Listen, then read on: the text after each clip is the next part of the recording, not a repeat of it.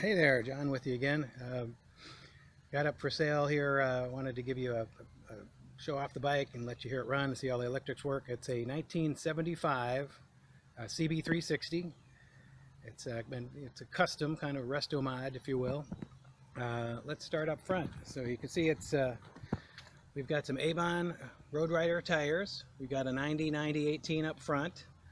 The fork legs have been painted a single stage satin black. We've got a bobbed. This is the original front fender. It's been bobbed, and we've got a beautiful House of Color two-tone paint job. It's snow white pearl and it's called Strato Blue. We've got continuing on the front wheel. The hubs have been painted that satin black as well, along with the rims. We've got the front disc brake has been moved over to the right-hand side. Honda had it on the left-hand side. The rotor's been drilled. And we've got now just a single, nice braided stainless. It's kind of got a vinyl covering over it, but it's a single brake line rather than Honda used to have two rubber lines. This is a single stainless line that's isn't gonna bulge out with the pressure. So much better than the original. And we see up at the grips here, we've got a nice modern master cylinder, and the pressure switch is actually built into the banjo bolt under this rubber cover up here. And let's see what else we have going on up front. We've got these custom made fork ears out of tubing and 16 gauge with some speed holes drilled in, and we've got some LED turn signals and an aftermarket headlight unit. And the turn signals, we have an LED flasher that makes all those work properly. Coming up here to the control panel, we've got a custom-made aluminum dashboard. The ignition switch has been relocated up to this dashboard. We've got our indicator lights. I'll show you those in a minute. We've got the neutral indicator and a high beam indicator, as well as a turn signal when your turn signals are on indicator. We've got Renthal aluminum handlebars. These are called the Road Low handlebars.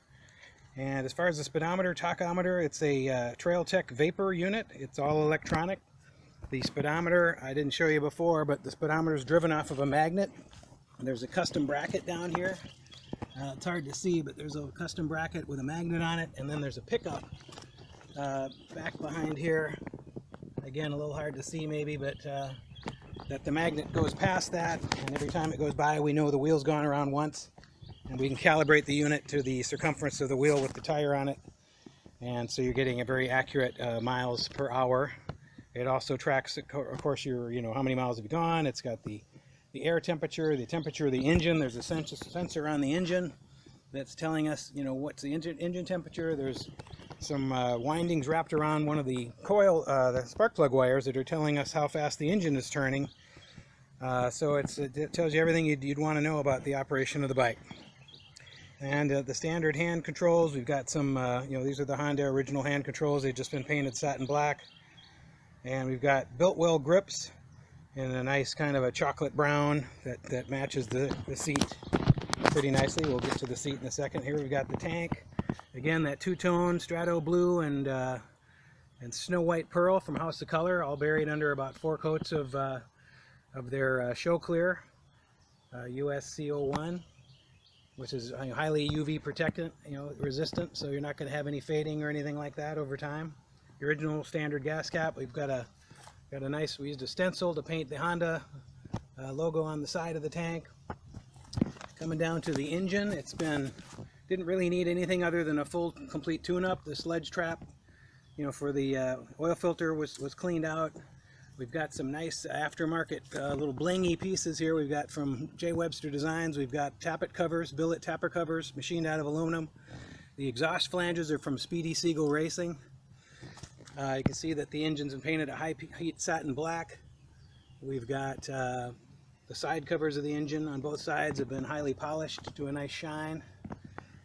The header pipes have been painted a high heat satin black.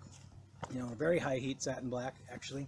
They were extended 4 inches and kicked up, you can see here, and they end up in shorty, about 12-inch long shorty chrome mufflers. Gives it a real nice look.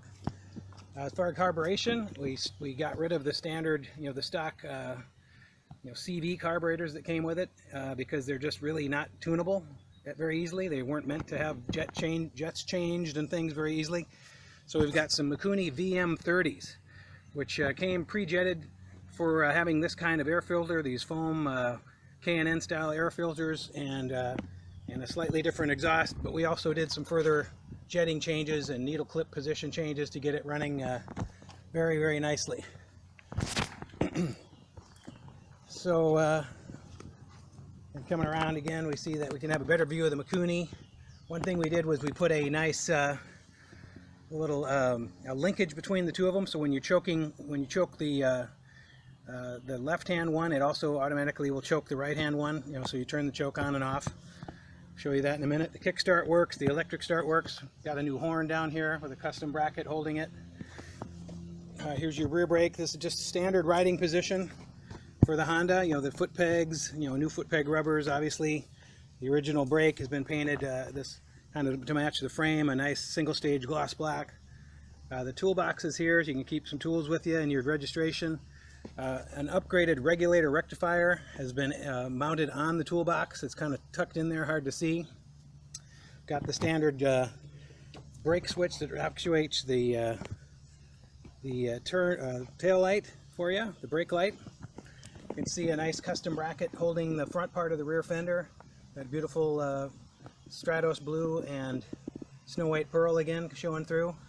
See a little custom battery box extending down with the the logo, the Cosmodo, which is a little side company I have where I build and flip these bikes.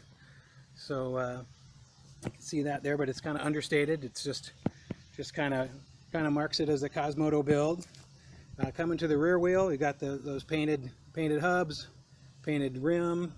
We've got the polished brake panel with some speed holes drilled it in, and then the same guy that did that sells me the brake exhaust flanges provides this really nice little brake stay, a billet aluminum brake stay with some speed holes drilled in it. Looks real nice.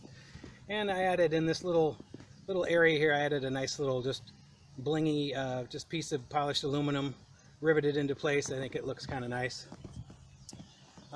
See, come up to the seat. This is an aluminum seat pan that's made to fit the kicked up rear hoop of the frame.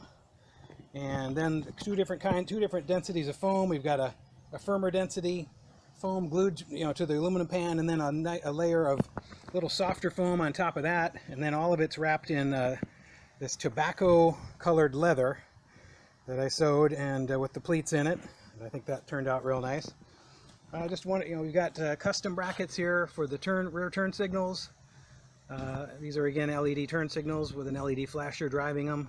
You can see a little pigtail for if you ever need to keep if you're not riding it much and you want to keep the battery charged. It's a little pigtail for you can charge the battery without taking anything apart. But again, this has got an anti-gravity AG 801 battery. It's a lithium battery, so you have to be careful to use a lithium compatible charger when you charge this battery.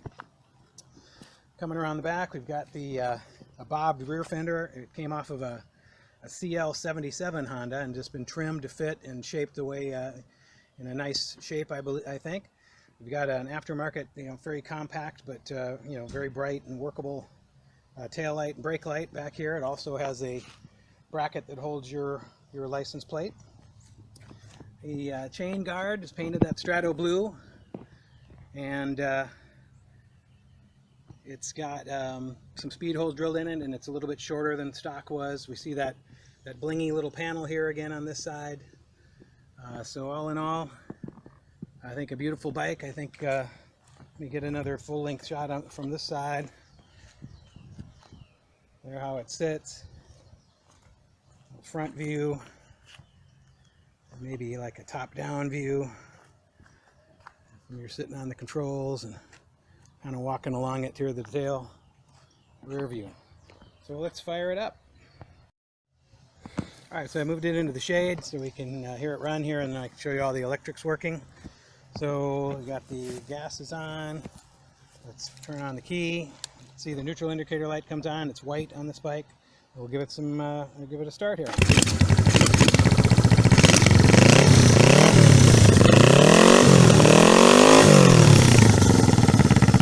See how those shorty mufflers, they give it a nice mean sound. headlight on. So we'll turn the headlight on, and then we'll turn the high beam on. See that changing, high beam. And on the dashboard, you've got no high beam. High beam is on. Let's look at the turn signals. We'll turn the turn signals on. And now we've got the front and the rear on the left side are going. And we have the indicator light on the dashboard. We'll go to the right hand side here. My hand, okay. Go to the right. Got the indicator still on. Got the right rear, the right front. Headlights are on. Also with the headlight on, we've got the tail light is on. And if we hit the rear brake, there's that. Hit the front brake. So we've got both the front and rear brake make the tail light work, or brake light. Turn the turn signals off. We got a horn. Let's see what else electrically to show. I think that's it. Everything works like it should. Electric start, kick start, you name it. So it's ready to ride. I've got a clear Florida title in my name. It's ready to go. It's going to be it's up